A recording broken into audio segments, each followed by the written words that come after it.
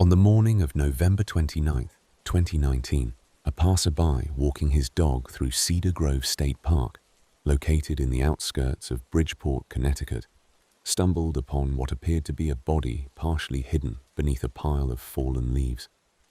The discovery was made at approximately 8:45 in the morning, and the individual, identified as Michael Lutz, immediately contacted local authorities. According to the emergency dispatch log, Officer Dana Crowley of the Bridgeport Police Department was the first to arrive on the scene at 9:15. Officer Crowley's initial report noted the presence of a female body, later identified as Sandra Holt, a 32-year-old woman who had been reported missing 3 weeks prior. Sandra was discovered lying face down, wearing a red sweater, black jeans, and a single brown ankle boot. The other boot was located several feet away from the body, partially submerged in a nearby creek. A black leather handbag with a broken strap lay close by, with its contents scattered, including a tube of lipstick, a set of keys, and a smartphone with a cracked screen. The phone would later become a critical piece of evidence in the investigation. Detective Henry Marsh, who took over as lead investigator, arrived on the scene at 10 o'clock. In his official statement, Detective Marsh highlighted the peculiar state of the area around the body. There were no signs of an immediate struggle, and the scattered leaves appeared to have been purposefully arranged to conceal Sandra's remains. Forensic teams from the Connecticut State Police were called in to assist with the scene processing, which extended into the late afternoon. The county coroner, Dr. Emily Rourke, conducted the initial examination on site. She estimated the time of death to be between 3 and 5 days prior to the discovery, based on the state of decomposition and environmental factors. The cause of death was not immediately evident, as there were no visible signs of trauma or ligature marks. A full autopsy was scheduled to determine further details. Sandra Holt's disappearance had been reported on November 8, 2019, by her sister, Lisa Holt, when Sandra failed to return home after a night out with friends. Interviews with companions from that evening detailed Sandra's last known movements, which began at a bar named the Blue Lantern, located on the corner of Jefferson Street and 5th Avenue, where she was last seen leaving around 1 in the morning. The Bridgeport Review, a local newspaper, published an article on Sandra's disappearance on November 10th, capturing the growing concern in the community. Sandra, described by those who knew her as outgoing and responsible, had left her car parked outside the Blue Lantern that night. It was still there, ticketed for an expired meter, when police began their investigation. Detective Marsh, in a press briefing held on December 1st, shared initial findings from Sandra's phone records. Her final outgoing text message, sent at 1:15 that morning, was to a contact saved as Charlie, stating, "Heading home now, see you tomorrow." This message, sent from within proximity to the Blue Lantern, was the last known communication from Sandra. The autopsy results, released on December 3rd by Dr. Rourke, revealed that the manner of death was homicide, with the cause determined to be acute intoxication by an unidentified substance. Toxicology reports indicated the presence of a powerful sedative, which was not consistent with anything prescribed to Sandra. This discovery added complexity to the case, suggesting that Sandra may have been incapacitated before her death. In the weeks following the discovery of her body, over 400 calls flooded the Bridgeport Police Department's tip line, many offering potential leads on individuals seen with Sandra that night. However, none provided concrete evidence. Detective Marsh confirmed that surveillance footage from nearby businesses had been reviewed, but the quality of the footage was too poor to yield any useful information. Sandra's family, including her sister Lisa, held a public vigil on December 10th to honor her memory and appeal for information.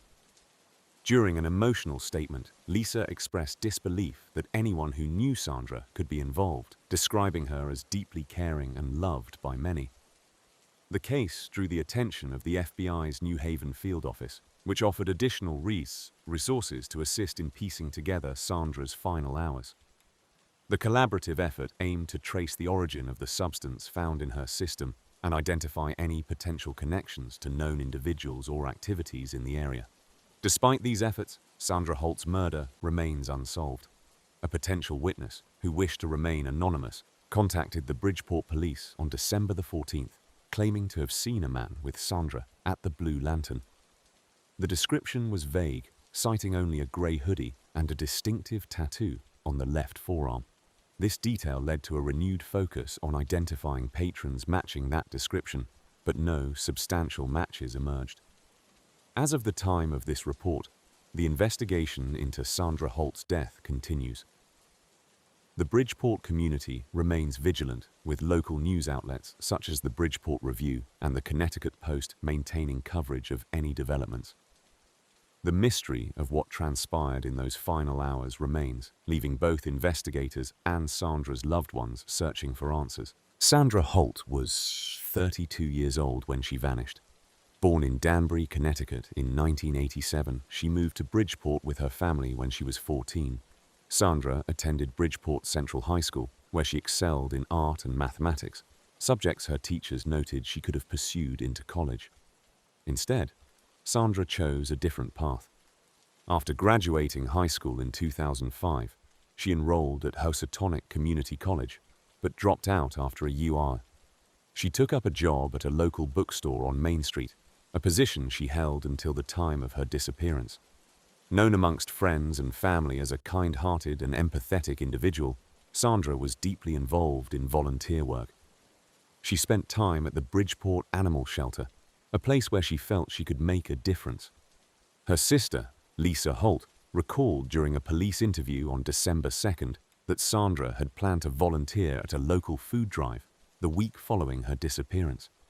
She described Sandra as someone who always put others before herself, a sentiment echoed by many who knew her. On the evening of November 8th, 2019, Sandra Holt left her apartment at 6:35 in the evening, according to a time-stamped security camera from her building's entrance. She lived at the Willow Creek Apartments on Maple Street, a 5-story building located a mere 4 blocks from Jefferson Street, where the Blue Lantern, her chosen destination for the evening, was situated. Sandra wore a dark denim jacket over a white blouse, black jeans, and a pair of brown ankle boots. She carried a small black handbag, later found abandoned at a bus station 2 miles from her home. According to friends interviewed by Detective Henry Marsh, Sandra was in good spirits when she arrived at the Blue Lantern around 7 that evening. She met with her friend Charlie and another acquaintance, Rebecca Andrews, who both corroborated that Sandra was engaging and cheerful throughout the night.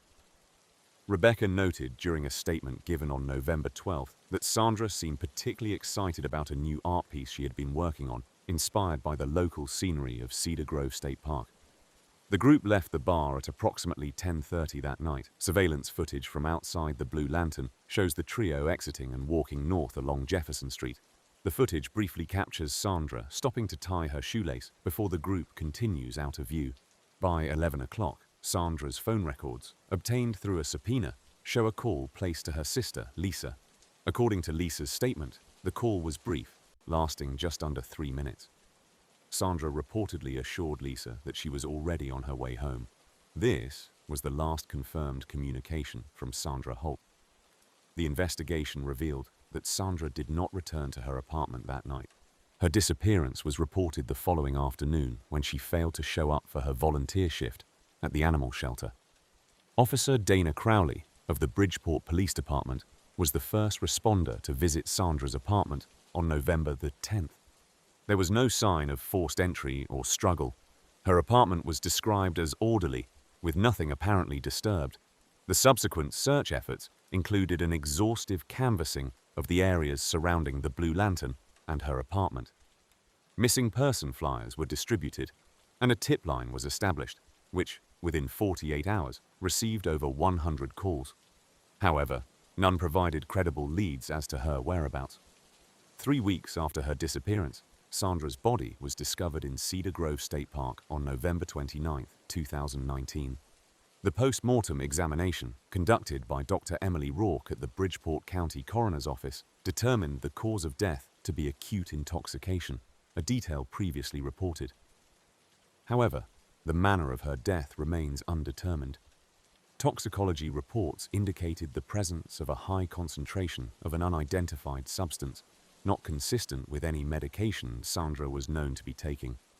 Detective Marsh, during a press conference on December the 4th, emphasized the need for further information regarding Sandra's movements after her last confirmed sighting. "We believe that someone, somewhere, knows more about what happened after Sandra left the bar," he stated, urging anyone with information to come forward, even anonymously. Sandra Holt's case remains open, and the mystery of her final hours persists. The investigation has yet to uncover how Sandra ended up in Cedar Grove State Park, or who might have been with her during her last moments. The Bridgeport Police Department, with assistance from the FBI's New Haven field office, continues to follow leads, though progress has been slow. In the wake of the investigation, questions remain about the unidentified substance found in Sandra's system and the location of her body. The park, a place she often visited, holds significance, but raises further questions about her last known movements. Theories abound, yet none align with the evidence currently available. As time goes on, the Holt family holds on to hope that answers will come, and justice will be served for Sandra. Her life, full of promise and community, now serves as a poignant reminder of the questions left unanswered in so many unsolved cases. On December 15th, 2019, the Bridgeport Police Department received the forensic analysis report concerning Sandra Holt's disappearance and subsequent discovery.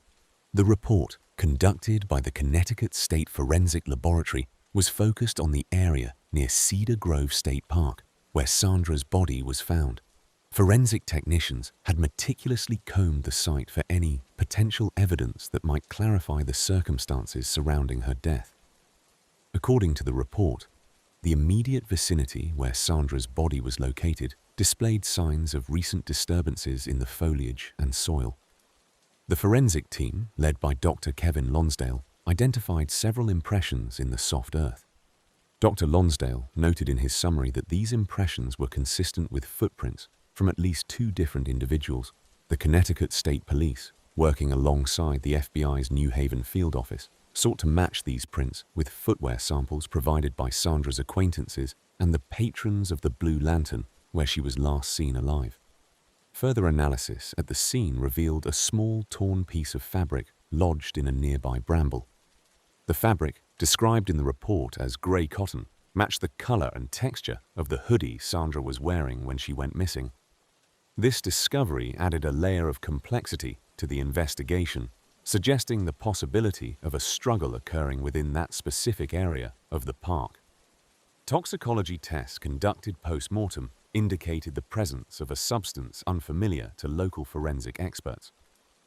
According to Dr. Emily Rourke, the substance had properties similar to a designer drug, but its exact composition was unrecognized by the standard databases used by the forensic laboratory. This prompted authorities to engage with the DEA for a more comprehensive analysis, hoping to identify the origin and distribution channels of this mysterious compound. In an effort to trace Sandra's last known movements, investigators turned to digital evidence.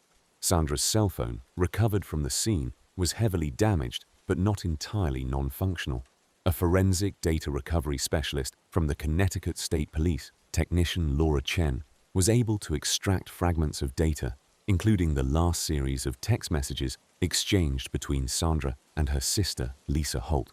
On November 8, 2019, at approximately 10:45 p.m., Sandra had sent a text message to Lisa, stating she was heading out for some air, but did not specify where she was going. Additionally, data extracted from Sandra's device indicated she had downloaded a rideshare application the week prior to her disappearance. Investigators, led by Detective Henry Marsh, subpoenaed records from the rideshare company.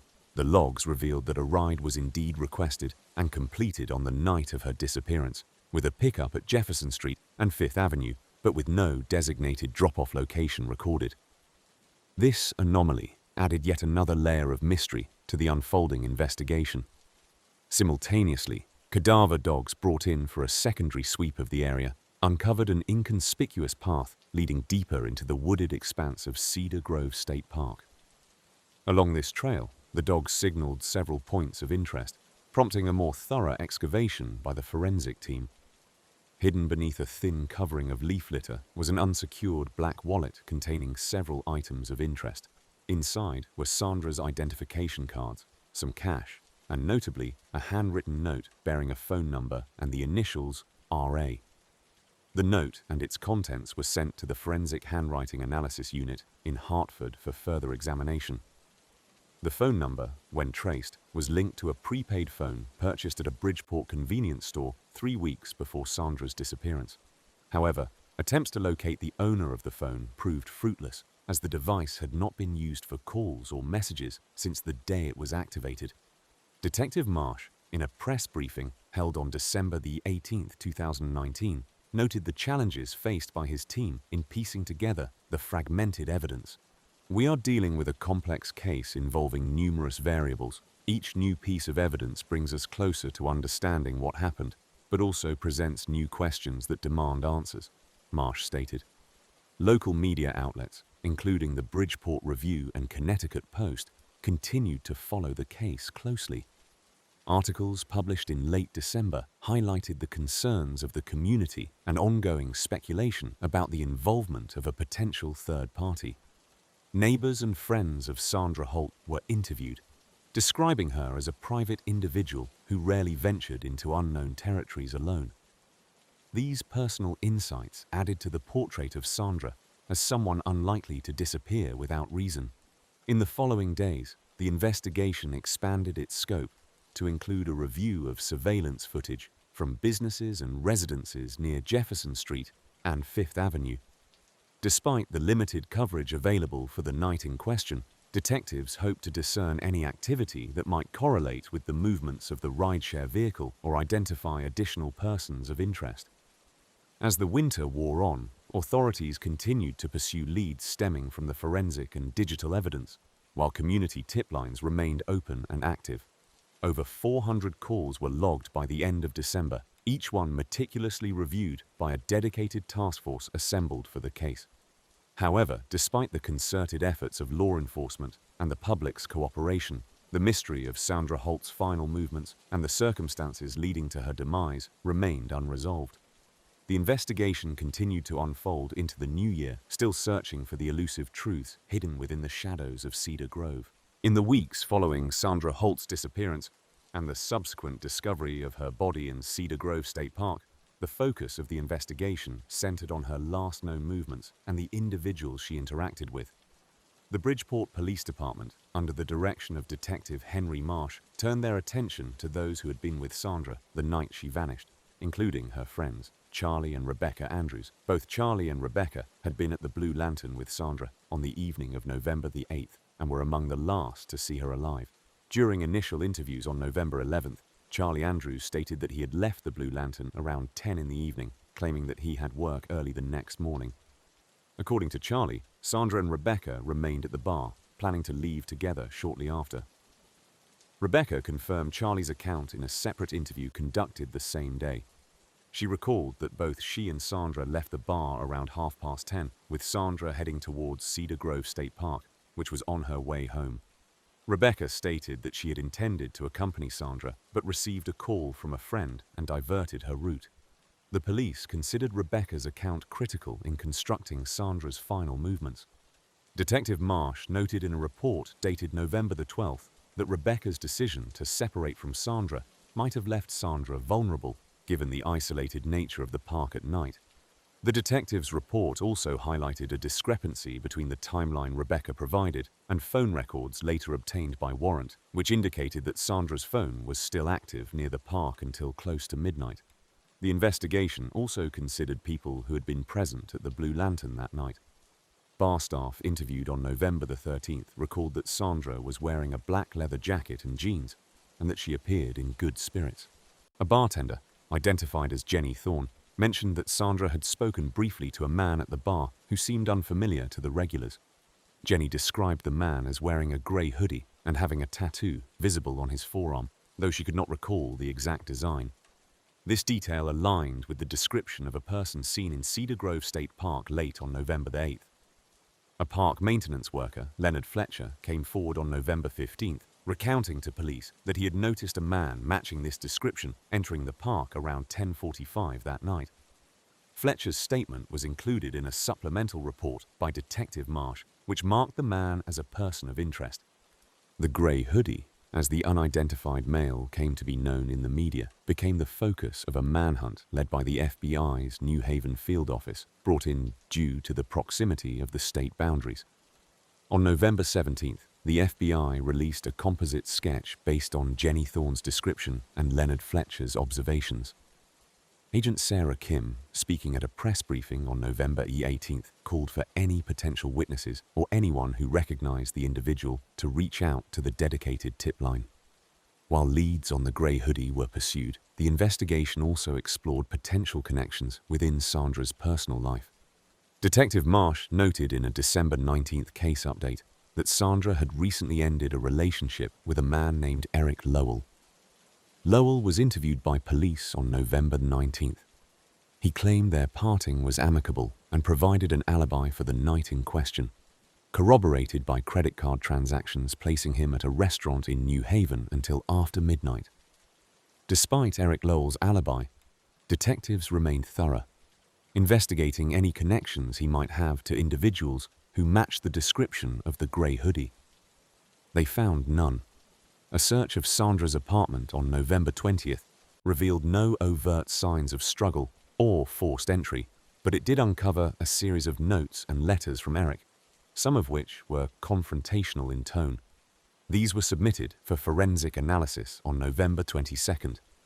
Simultaneously, media outlets such as the Connecticut Post and the Bridgeport Review continued to follow the case closely, publishing updates and appeals for information. This increased public pressure on the investigation, prompting the police to release more detailed information about Sandra's interactions and timeline on the night of her disappearance. By December the 1st, over 200 tips had been received, many of which pointed to sightings of individuals resembling the grey hoodie. However, none of these tips led to a definitive identification. As the investigation widened, Detective Marsh coordinated with the Connecticut State Forensic Laboratory to re-examine the toxicology results that indicated acute intoxication leading to Sandra's death, seeking to identify the unknown substance found in her system. Dr. Kevin Lonsdale, a forensic toxicologist, worked closely with DEA officers to cross-reference the substance against known street drugs, but as of December 5th, no match had been found. The case remained unsolved, with the local community grappling with its implications. The Bridgeport Police Department continued to receive calls and investigate every lead, determined to find justice for Sandra Holt. Meanwhile, questions lingered about the identity of the grey hoodie and the circumstances surrounding Sandra's untimely demise.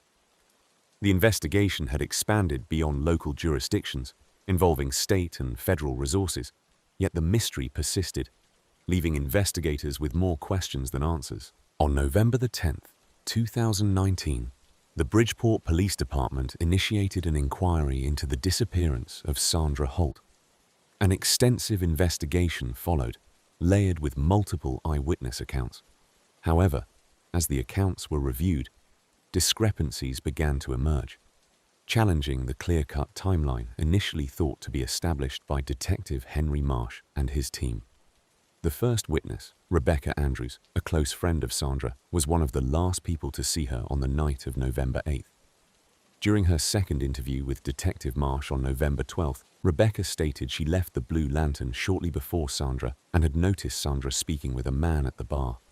Rebecca described the man as wearing a blue plaid shirt and dark jeans. This detail was corroborated by another patron, Jenny Thorne, who also observed a man fitting that description interacting with Sandra that night. However, Leonard Fletcher, a bartender at the Blue Lantern, presented a conflicting account. Interviewed on November the 15th, Fletcher stated, "I remember Sandra talking with two different guys, not just one. The second guy was wearing a grey hoodie and they seemed to know each other. This discrepancy was significant, as no other witness had mentioned a second individual with such a distinct appearance. Further complicating the investigation, an anonymous caller to the Bridgeport police tip line on November 18th claimed to have seen Sandra leave the Blue Lantern with both men shortly after midnight. This caller described them as heading towards Jefferson Street, a direction that did not align with Sandra's usual route home. The caller's information was logged as tip 237 in the case file, but was never substantiated by any other witnesses or nearby surveillance footage. On December 1st, Eric Lowell, a frequent visitor to the Blue Lantern, provided a new lead. In his interview with Agent Sarah Kim of the FBI, he recalled seeing the man in the grey hoodie more than once at the bar, often engaging in long conversations with Sandra. According to Lowell, they were talking about some kind of gallery opening. I thought they were planning to meet up again, but I wasn't sure. This detail prompted further investigation into local art events in Bridgeport, but yielded no leads on any gallery openings Sandra might have attended. Detective Marsh turned his attention next to examining phone records more closely. It was discovered during analysis on December 3rd that several calls and texts from an unknown number were present on Sandra's phone records the night she disappeared. The texts, sent between 9 and 11 in the evening, were largely unremarkable, except for one that mentioned meeting at the park, sent at 10:30. This message, retrieved through digital forensics, complicated the timeline as it suggested at least one person had planned to meet Sandra after she left the bar. Lisa Holt, Sandra's sister, later confirmed during a December 5th interview that Sandra had occasionally mentioned meeting people at Cedar Grove State Park, but she was unaware of any plans for that particular night. Lisa stated, "Sandra loved the park. It was her go-to spot for winding down, but meeting someone there late at night wasn't like her." This statement was recorded and added to the case file as an indication of Sandra's routine behavior, juxtaposed with the mystery of her last known movements. The Bridgeport police also received several tips referencing a man known only as R.A., who was rumored to frequent various local bars and had a history of similar interactions. The mention of R.A. appeared in the Connecticut Post on December 8th, sparking a wave of interest and numerous calls to the tip line. However, detectives struggled to trace any individual with those initials or connect them to Sandra's disappearance with certainty. As forensic analysis continued, Dr. Kevin Lonsdale from the Connecticut State Forensic Laboratory reported on December the 10th that a partial fingerprint on Sandra's phone case matched none in the existing registers or databases. This partial print deepened the mystery, as it suggested another unidentified person had handled Sandra's belongings. Technician Laura Chen confirmed that the phone case had been thoroughly tested, and only the single partial print was found beyond Sandra's own. The progression of the investigation led to a renewed focus on surveillance footage. On December the 12th, footage from a convenience store near Cedar Grove State Park provided a glimpse of a figure resembling Sandra, alongside a man in a grey hoodie, around 11:15 on the night she vanished. This footage brought the earlier anonymous tip into sharper focus, yet the image was too grainy for positive identification. Despite these developments, Sandra Holt's final movements remained obscured. As December 14th approached, Detective Marsh admitted during a press briefing that while new leads had been generated, they had yet to connect the various pieces of information into a cohesive narrative. The case of Sandra Holt, entered into the annals as Case 7229, retained its unresolved status, encapsulated within the archives of Bridgeport's unsolved mysteries. On December 18th, 2019, Detective Henry Marsh of the Bridgeport Police Department received a tip through the investigative hotline that was established following Sandra Holt's disappearance. The caller, who requested anonymity, claimed to have seen Sandra on the night of November 8th in a different location than previously documented. This individual stated they had witnessed Sandra entering a black sedan with an unidentified male near the intersection of Madison Avenue and Elm Street around 11:15 at night, contradicting earlier accounts, placing her still at the Blue Lantern at that time. Detective Marsh and his team followed up on the lead, requesting CCTV footage from businesses around that intersection. However, the footage retrieved was inconclusive. Several cameras were found to be inoperative that evening due to a power outage caused by a severe thunderstorm that passed through Bridgeport earlier that day. Further, the quality of the retrieved recordings from operational cameras was poor, offering no clear visual confirmation of Sandra Holt or the described vehicle. In a continued effort to verify the tip, Detective Marsh interviewed local residents and business owners near Madison Avenue and Elm Street. One witness, a convenience store clerk named Ryan Deacon, recalled serving a woman matching Sandra's description that same night, purchasing a bottle of water and a pack of gum. Deacon noted that she was in the company of a tall man with dark hair, though he could not recall specific features. This interaction was not captured on the store's limited surveillance system, which does not cover the interior. Meanwhile, forensic analysis of Sandra's personal effects, particularly her mobile phone, was underway. The Connecticut State Forensic Laboratory, overseen by technician Laura Chen, confirmed that the last activity on Sandra's phone at 10:45 p.m. was an outgoing message to a contact saved as RA, the contents of which were not previously disclosed. The text read, "See you soon," followed by an emoticon of a smiley face. This message was previously unknown to investigators, prompting renewed interest in the identity of RA. With pressure mounting, the Bridgeport Police Department, in consultation with the FBI's New Haven field office, expanded its investigation to include surrounding towns. Flyers were distributed widely, and the department leveraged social media channels to reach potential witnesses who might have been in the area on the night of Sandra's disappearance. On January 3, 2020, the FBI received a related tip from a woman named Patricia Vega, a part-time rideshare driver. She reported picking up a fare matching Sandra's description outside a nightclub named the Silver Moon, located several blocks from the Blue Lantern. Vega recalled that her passenger was visibly intoxicated and agitated, repeatedly asking to be driven to Cedar Grove State Park despite the late hour and inclement weather. Though records confirmed a ride under Vega's name at approximately 11:15 that night, the passenger identity could not be definitively linked to Sandra, leaving the claim unresolved. Subsequent efforts focused on identifying the black sedan mentioned in the initial anonymous tip. Detective Marsh ran a cross-check of vehicle registrations in the area, narrowing down a list of similar make and model cars in the vicinity of Madison Avenue on that night. These vehicles' owners were contacted for interviews. However, no substantial leads emerged as most owners provided alibis, verified by third-party witnesses, or were out of town during the incident. In parallel developments, the toxicology report from Dr. Kevin Lonsdale was re-evaluated for any potential oversights.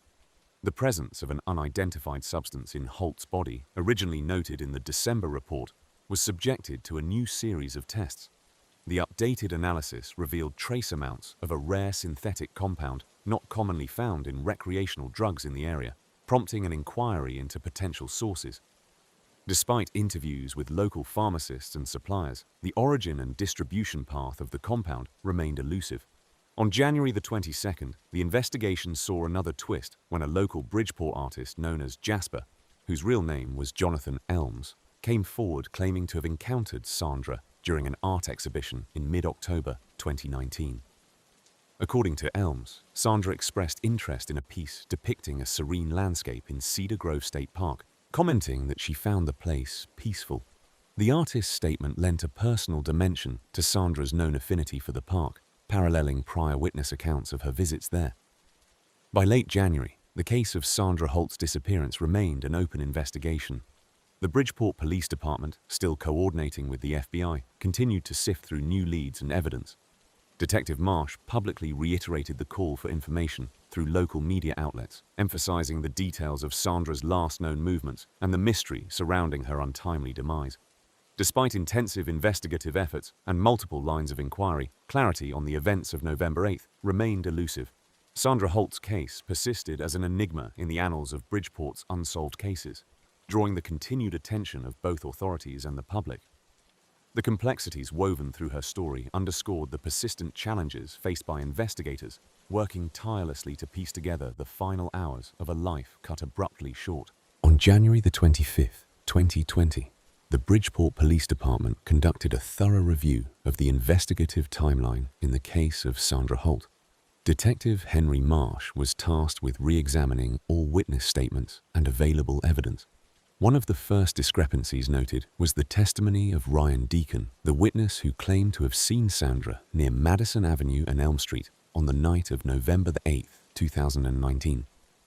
Deacon's account was initially corroborated by CCTV footage that Detective Marsh had deemed inconclusive during the previous month's review. Upon closer inspection by a digital forensics specialist, Sonia Ramirez, the footage revealed a figure consistent with Sandra's height and build, leaving a nearby convenience store at exactly 10:52 p.m. On January 29, 2020, Detective Marsh and Agent Sarah Kim from the FBI conducted a follow-up interview with Deacon to clarify his statement. Deacon reiterated that he saw a woman fitting Sandra's description getting into a black sedan parked near the corner of the street. However, Deacon could not recall the license plate number, and the vehicle's driver remained unidentified. The investigation took a new turn on February 2, 2020, when Dr. Kevin Lonsdale, who conducted Sandra's toxicology analysis, received a report from the Connecticut State Forensic Laboratory. Technician Laura Chen confirmed the presence of a rare synthetic compound in Sandra's blood, one she identified as having potential hallucinogenic effects. This compound had not been observed in any other local cases to date.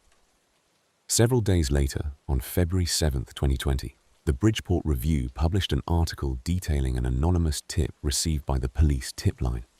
The caller claimed to have seen Sandra with an unknown male at the Silver Moon Bar on the evening of November 8th. Detectives verified that Sandra's phone had pinged at a cell tower near the Silver Moon shortly after 11 p.m. The bar's security footage was retrieved and scrutinized by forensic audio-visual analyst Richard Eng, but no usable enhancements could be made due to the poor quality of the recordings. Another angle emerged on February 14, 2020, when artist Jonathan Elms, also known by his pseudonym Jasper, was interviewed by Detective Marsh. Elms confirmed that he had met Sandra at a local art event on November 7, 2019, the night before her disappearance. During their conversation, Sandra had expressed interest in collaborating on a mural project. Elmer's recollection of Sandra's enthusiasm provided a stark contrast to the tragic circumstances surrounding her disappearance.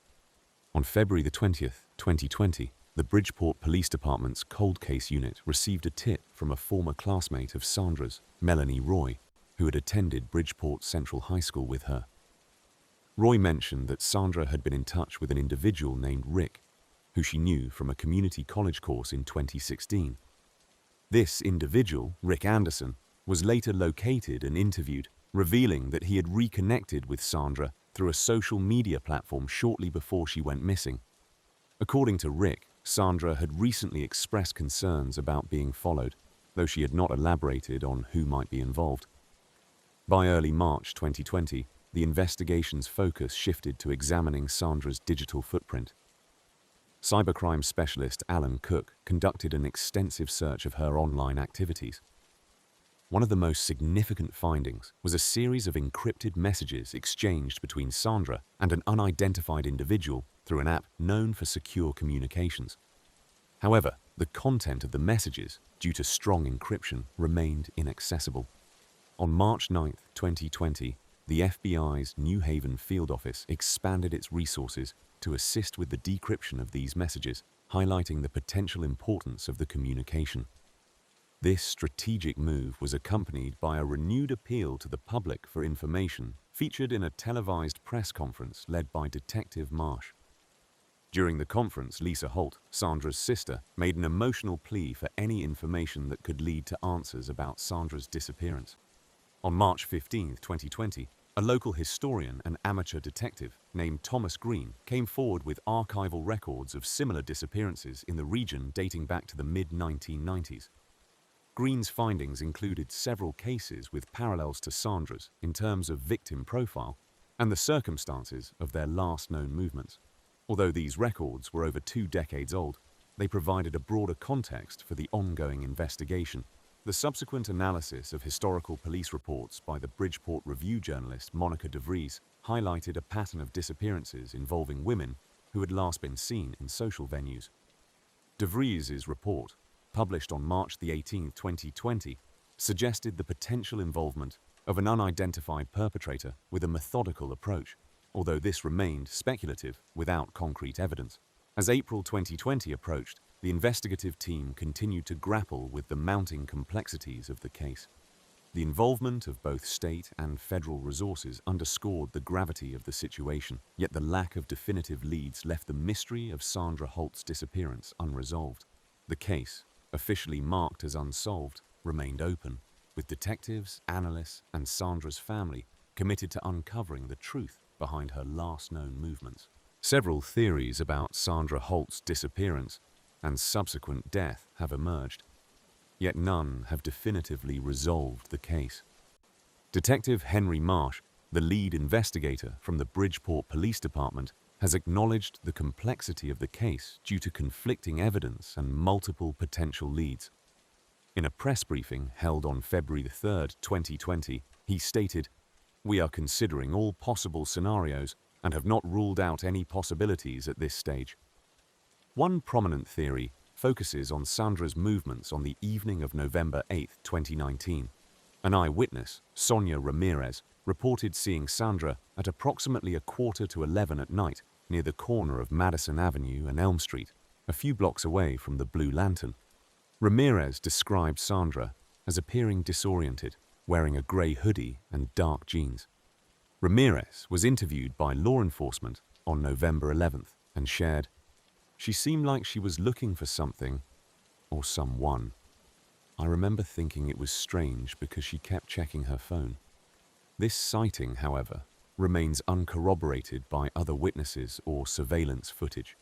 Another angle being explored involves the anonymous text message sent from Sandra's phone to a contact labeled RA at 12 minutes past 11 that night.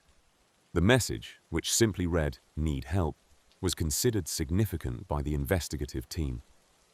Efforts to trace the identity of RA have been inconclusive, with phone records showing the number was a prepaid cell phone registered under a false name. Technician Laura Chen, working with the Connecticut State Forensic Laboratory, conducted a comprehensive data analysis on Sandra's phone. In a report dated December 15, 2019, she noted that the lack of additional communication with RA makes it difficult to determine the nature of their relationship. The involvement of a black sedan observed near the location where Sandra was last seen has also fueled speculation. Ryan Deacon, a Bridgeport resident, reported seeing the vehicle parked with its engine running on Madison Avenue at approximately 11:15 that night. Deacon described the sedan as an older model, possibly a Lincoln with tinted windows. Despite attempts by the FBI's New Haven field office to enhance CCTV footage from nearby establishments, the vehicle's license plate remains unreadable. This angle of the investigation has not yet yielded any significant breakthroughs. Compounding the mystery are the forensic findings released by Dr. Kevin Lonsdale in early January 2020. An advanced toxicology report identified the presence of an unidentified substance in Sandra's system. While the substance remains unknown, its composition suggested it was neither a common recreational drug nor a medically approved substance. Dr. Lonsdale stated during a court filing on January the 22nd, "The presence of this compound raises questions about potential foul play, given its rarity and lack of documentation in known databases." The Bridgeport Review published an article on February the 14th, 2020, discussing the potential involvement of local artist Jonathan Elms, known by his pseudonym Jasper. Elms was present at the Blue Lantern on the night of Sandra's disappearance and had exhibited a piece titled "Vanishing Point" at a gallery close to Cedar Grove State Park. In an interview with the Connecticut Post on March 1, 2020, Elms denied any connection to Sandra's disappearance, stating, "I didn't even know Sandra personally. It's just unfortunate timing." A significant development emerged when Patricia Vega, a bartender from the Silver Moon, provided new information during an interview with Detective Marsh on February 20th. Vega recalled an interaction Sandra had with an unidentified man at the bar on the evening of November the 8th. The man, described as Caucasian in his mid-30s, with a distinctive tattoo on his left forearm, bought Sandra a drink and engaged her in what appeared to be a friendly conversation. Despite attempts to locate this individual, his identity remains unknown. Theories have also been proposed about potential connections between Sandra's volunteer work at the Bridgeport Animal Shelter and her disappearance.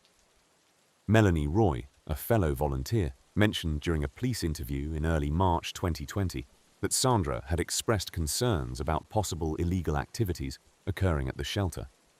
However, no concrete evidence has surfaced to support these claims, and the shelter's management has denied any wrongdoing in statements to the press. As the investigation continued, Detective Marsh coordinated with Agent Sarah Kim of the FBI to re-examine potential links between Sandra's case and other unsolved disappearances in the area. This included a review of missing person reports from neighboring towns and the examination of any commonalities that might suggest a pattern or a serial offender. However, these efforts have so far not produced any conclusive leads. In April 2020, a new task force was assembled within the Bridgeport Police Department to revisit the case. This team, led by Detective Thomas Green, has begun cross-referencing forensic data with ongoing investigations into organized crime activities in Fairfield County. Detective Green noted during an internal briefing, "We need to consider all angles, including the possibility of Sandra being an unintended target or a witness to something more significant than initially thought." Despite these numerous theories and investigative efforts, the disappearance and death of Sandra Holt remain an open case. The lack of definitive evidence or a clear suspect continues to baffle investigators and frustrate the Holt family. Lisa Holt, Sandra's sister, has publicly appealed for anyone with information to come forward, stating in a press conference on March 18, 2020, "We just want answers. Sandra deserves justice, and we won't stop until we find the truth." On April 12, 2020, the town of Bridgeport held a candlelight vigil at Cedar Grove State Park in memory of Sandra Holt. Organized by the Bridgeport Women's Coalition, the event drew over 100 attendees, including friends and family and community members who had followed Sandra's case closely. Among those present was Sandra's sister, Lisa Holt, who spoke briefly, urging anyone with information to come forward to the Bridgeport Police Department or the FBI's New Haven field office. During the vigil, community leader Teresa James addressed the crowd. Her comments were reported in the Bridgeport Review on April 13th.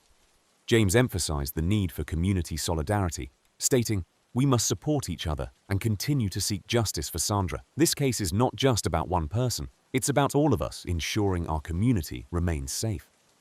The community's involvement was further highlighted when local business owners began funding a reward for information leading to the arrest and conviction of whoever was responsible for Sandra's disappearance and death. By April 20th, the reward fund had reached $6,000, managed by the Bridgeport Community Foundation.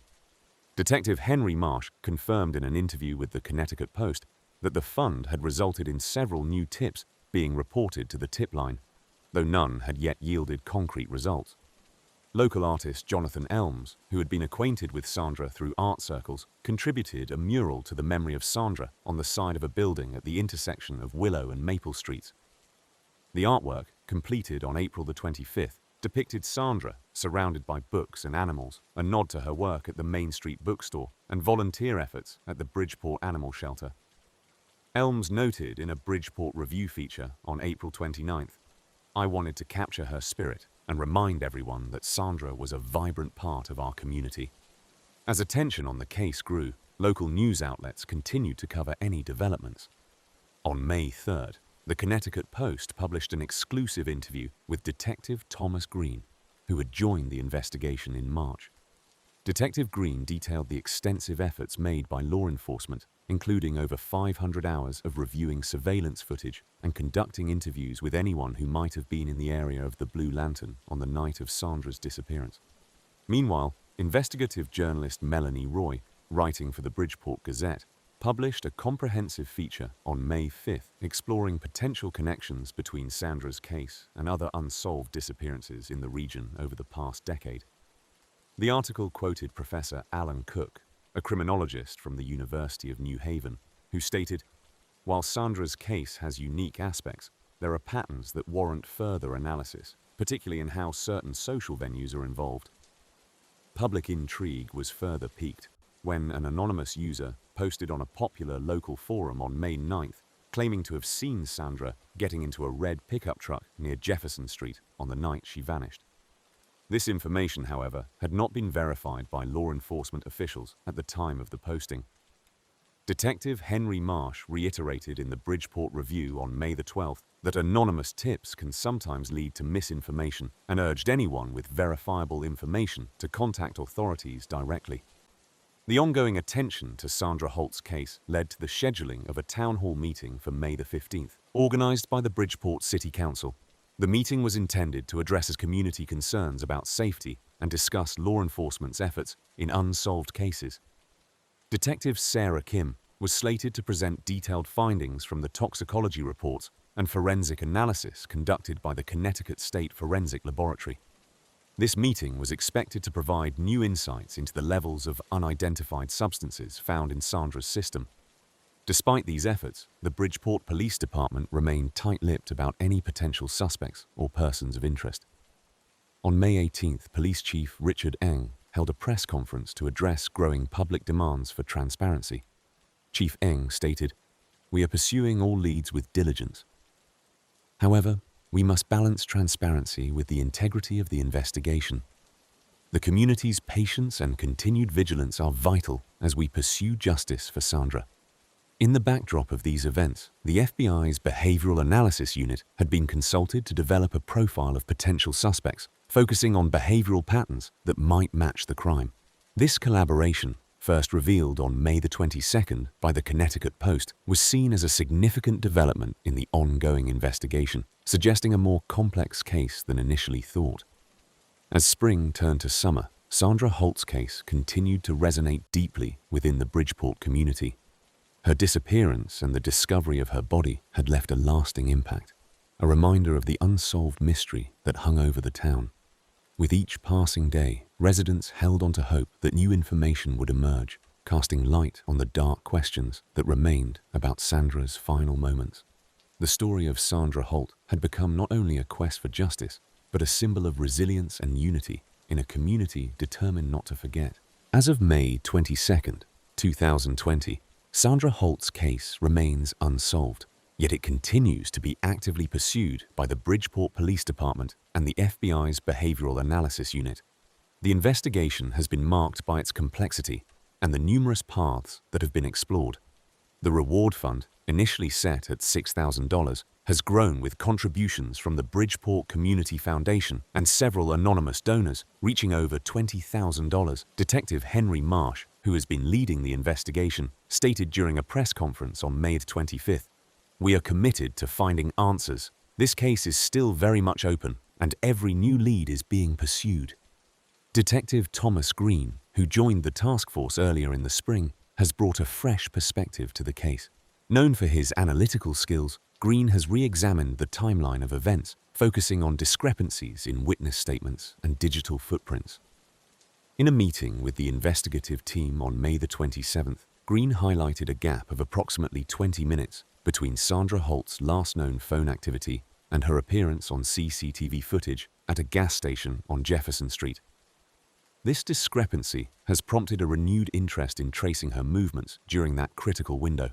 A recent development in the case involved a witness, Amanda Lowry, who came forward with information regarding a suspicious vehicle spotted near Cedar Grove State Park on the night Sandra disappeared. In a statement given to Detective Green on June 1st, Amanda described a dark-colored SUV with out-of-state plates parked near the park's entrance. The vehicle reportedly lingered in the area for over an hour before driving away at high speed. This lead is being followed up with the assistance of the DMV to cross-reference vehicles registered in neighboring states that match the description provided. The Connecticut State Forensic Laboratory has also been pivotal in the investigation, performing advanced analyses on trace evidence collected from Sandra Holt's clothes. Technician Laura Chen reported in early June that fibers found on Sandra's clothing were consistent with materials used in automotive upholstery, suggesting she may have been inside a vehicle prior to her death. This finding has been significant, as it aligns with witness accounts of the black sedan seen near the scene. Efforts to piece together Sandra Holt's final days have also been bolstered by re-interviewing individuals from her social circle. Melanie Roy, a friend and co-worker of Sandra, provided additional insights during an interview on June 5th. Melanie recalled a conversation they had about a recent art exhibit they visited together. Notably, Sandra had expressed excitement about a new acquaintance she met at the gallery, a man known only as Jasper, whose real identity remains unknown.